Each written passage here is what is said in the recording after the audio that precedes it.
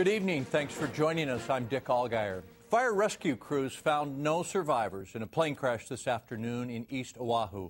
The single-engine plane crashed into a mountain just before 2 this afternoon at the top of Lani Po Trail above Wilhelmina Rise.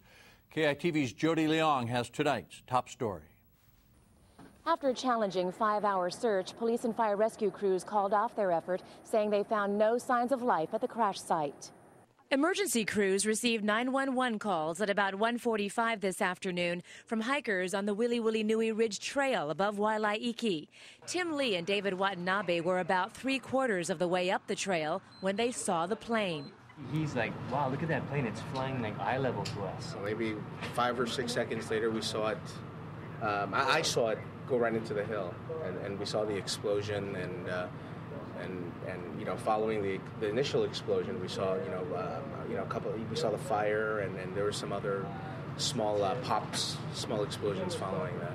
Police and fire rescue crews launched a ground and air search, but the fire helicopter was hampered by rain and poor visibility. The FAA says the pilot's last radio contact with air traffic controllers came at about 1:45 this afternoon as the plane was heading from Lanai to Honolulu. The FAA released that plane's tail number, which is registered to a Piper single-engine plane built in 1969. The model is a 6-seater, similar to this one. By 3:30 p.m., fire and police spotted the plane but could not easily get to it. It's in an extremely steep flank of the ridge. It's very high up towards the actual main Ko'olau ridge line. By 6 o'clock, the rescue mission turned into a recovery effort. There are no visible signs of any life.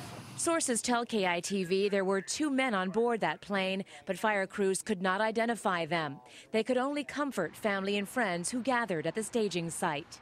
We're basically communicating with people who believe that they know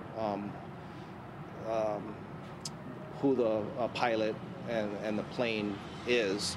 Fire officials say they could not confirm the identities since search crews were not able to determine the plane's tail number because of the plane's condition and position. It's in a position where the wreckage is in an unstable position, so it's going to be difficult to complete the operation of recovery. The FAA says the pilot never issued a Mayday call. It was raining lightly with limited visibility when the plane crashed. The National Transportation Safety Board will investigate.